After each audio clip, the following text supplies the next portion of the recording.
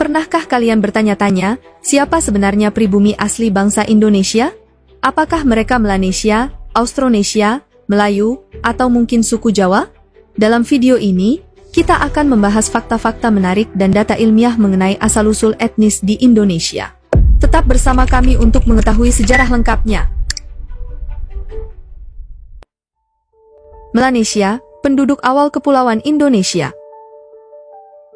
Penduduk asli pertama yang tinggal di wilayah yang kini kita kenal sebagai Indonesia adalah kelompok etnis Melanesia.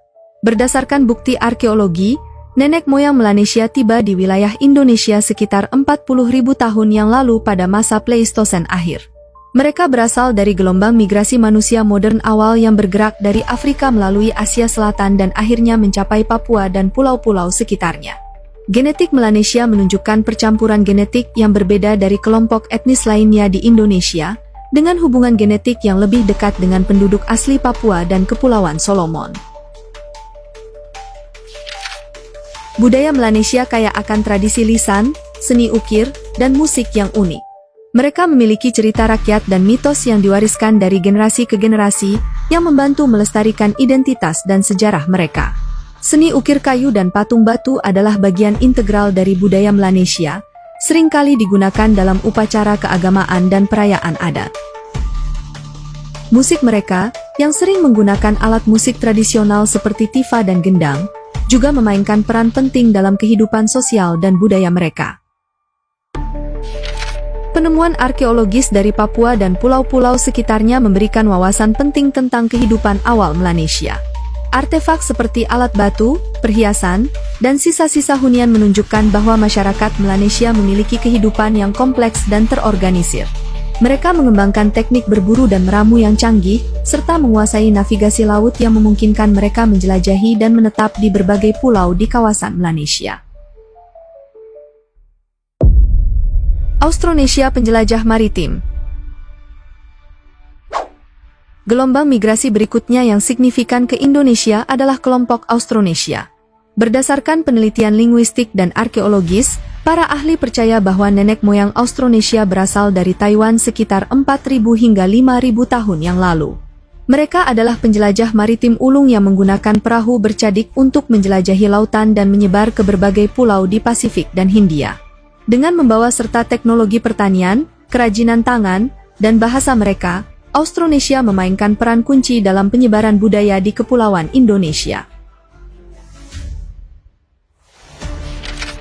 Populasi Austronesia membawa berbagai inovasi yang signifikan ke Indonesia.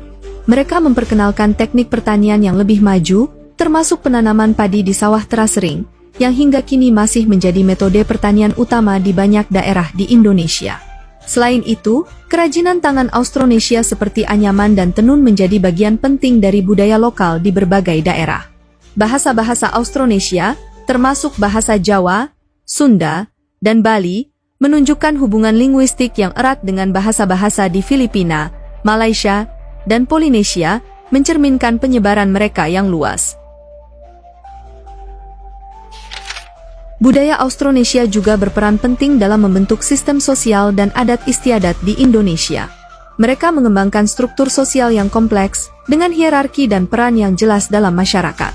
Upacara adat dan ritual keagamaan yang berasal dari tradisi Austronesia masih dipraktikkan hingga hari ini, mencerminkan pengaruh mereka yang bertahan lama. Penyebaran bahasa dan budaya Austronesia tidak hanya memperkaya kehidupan masyarakat Indonesia tetapi juga menciptakan jaringan budaya yang menghubungkan berbagai pulau di Kepulauan Indonesia.